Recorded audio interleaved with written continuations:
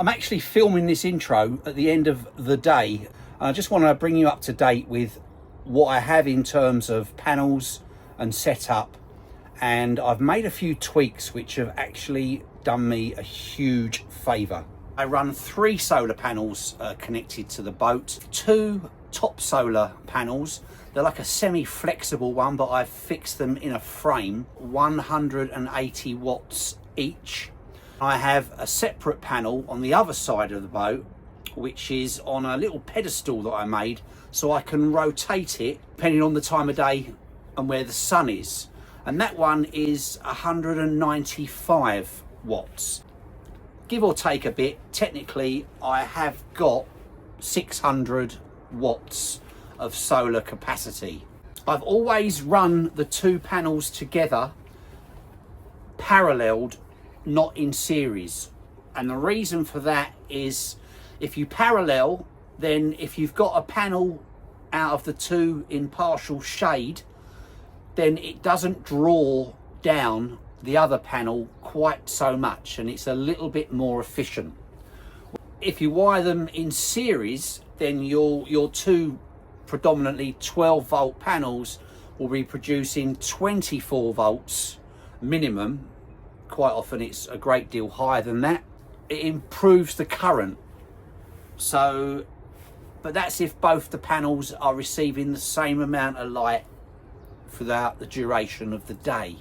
So my long-term system throughout this previous winter has been the 2 top solar panels have been paralleled, and the outside panel, which is an eco-worthy panel, that has been factored into the system on a parallel basis as well. So I basically had all 3 panels connected up together and one feed in to my Ecoflow Delta 2.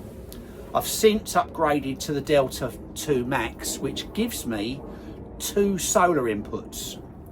And it was niggling me for a little while, thinking, what can I do the best way of going about improving what I've already got? So let's take a look at the system, the way I operate it currently. Now, as you're aware, this is the end of the day. This is the position that my panels stay in 90% of the time. This one I don't really move around much because of just, I can't. This one I set up a little bit higher for the morning sun, and then I drop it down about 50% so it lines up with this one. So if you can imagine, it comes down to there. Why this is purely and simply because I have a canopy there on the back of the boat, and the sun kicks off over there in the morning quite low and comes over, and it's generally around about 10:30, 11 o'clock before these panels start to light up. Now these were wired in parallel up until this morning. My other panel sits on the end of my jetty and is namely here. It's that's the eco-worthy panel, and I have it on an old seat base, and I'm able to, with the adjustments here, I'm able to lift the panel up and down to pretty much suit myself. Although surprisingly, the sun arrives from over there in the morning. I don't generally move it up and down that as much as I thought I would. It generally spends most of its time sitting on that setting there. This is as far round it will come for end of the day sun, which, as you can see, is currently setting. While I've been working out what the hell I'm going to do with it, I've just put it on a series of elastics just to stop it swinging about. But it's been out there now since late autumn, and it hasn't fallen off yet.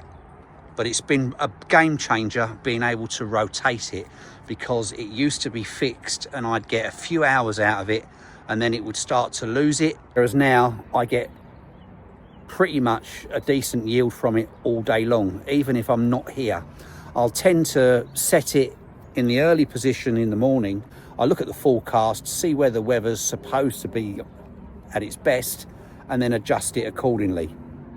I have this running on 8 AWG cables, proper heavy ones, purely because there is approximately a 30-foot run, allowing for the boat's rise and fall when the tide's in and out. My temporary setup with this panel at this moment in time allows it to run along the roof, and it actually pops out there. It used to be plugged into these two top solars, but now I've separated it because I've got that extra charge port on the Delta. So it's now on its own input going into the cabin at this moment in time. So in effect, all I've done is I'm using both ports on the Delta 2 Max as far as solar charging is concerned. My two top solars are now in series, and my other solar panel on the jetty, which rotates as I require it, is standalone. With the old configuration, when they were all hooked up together, I was averaging around about 280 watts of charging ability for probably say from 11 o'clock. If I'm not around to make the adjustment, that's the thing. From around about 11 o'clock until sort of like 4 as the days get longer, 5 o'clock, etc. And eventually probably 6 as well. It's worth pointing out that I do get a very good yield here, more so than you probably would at home, because I haven't got anything in the way blocking out my sunlight. So you might have next door's property or trees or whatever. It's totally open, so I do get the maximum performance. Before I introduced that panel that's sitting on its own on the jetty, the other two on their own used to generate me around about 380 watts at peak performance, which was pretty good. It was almost bang on what they were rated at. When I added the additional one in line, it pulled them down about 20-25 watts permanently, not just whether they were in sunshine or not. I guess it's just because of the cable runs, and one panel wouldn't always be seeing what the other two panels were. So I lost out, but where I gained was I got an average throughout the day. After separating them and using the two ports on the Delta Max, I was quite surprised at the results that I was getting. I was hitting around, no, let me go back. Yesterday, when I first tried this out, which is why the cables are all still lying outside, it was a very cloudy day, but when the clouds did break, and they did occasionally, the sky was perfectly clear. Today's sky has been pretty clear all day long, but there has been a haze to it, and the sun has definitely been shadowed. Yesterday, when the sun broke through the clouds, I hit staggering figures of around about 470 watts on the new setup. And I was totally blown away by that. That was amazing to achieve those kind of figures. I couldn't be here all yesterday afternoon, so I left it to fend for itself. And it did very well. I left the Ecoflows probably on about 22% in terms of charge capacity. And when I come and checked them first thing this morning, they were 68%, which was pretty good going for a hit and miss kind of day. The afternoon did improve, so I left them set up yesterday when I went away in the morning for that afternoon benefit. But overall, great figures. Today, I was kind of expecting the same figures again, and being around, I thought because I could move the panels and tweak them up several times during the course of the day, that would benefit me even further. But it didn't. The best sort of figures I got today were around about 350, 360. I might have got a 370. Nevertheless, the ampage I'm charging at under the new system is definitely higher than it was before, and I managed to virtually charge the two Delta Maxes, that's the main battery and the extra battery, on today's solar. I used it a few times to boil kettles and stuff like that, but I was watching the charge time. We've been charging via the solar throughout the day. It is now 10 to 2 in the afternoon. We're still producing 371 watts. But all of a sudden, over the last sort of half an hour, the recharge time to 100% has kept dropping and dropping, and it's now currently saying 1 minute. It said 5 minutes about 25 minutes ago. So what I'm going to do, disconnect the solar, turn the unit off and do a push button reset via this button here to see whether or not it actually goes to 100%. So down here, I've got my 2 inputs from my 2 banks of panels. Now to turn it off, you can't do it while it's receiving a power in. So I've now removed those and we're showing 0, nothing switched on, no inverter, no incoming charge. Turn it off. Bear in mind, I do have both connected, right? One's on the side, so you can't really see it that well. But let's have a look. Push and hold. 65 currently. This is going to shoot up, I know it. 100%. So it is, in actual fact, fully charged. This is one of the things that really niggles me about Ecoflow. It'll be telling you that you've got 50%, 60%, 65% charge, and all of a sudden what it would have done is it would just suddenly have gone to 100%.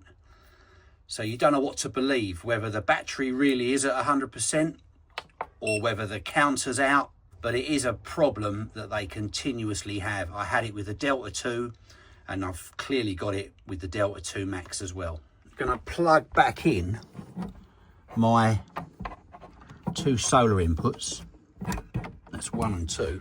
The only way that I'm going to get that to start charging again is to take away some of that 100%. I've switched the inverter on and I'm going to put a kettle on here and see what happens with that. It's only about 800 watts. The output is 831, which is what the kettle is, about 800 watts.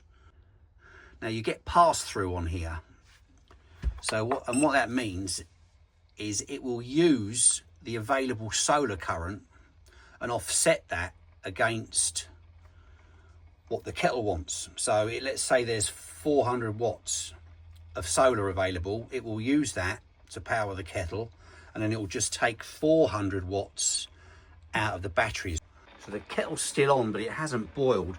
But already we've dropped down to 99%.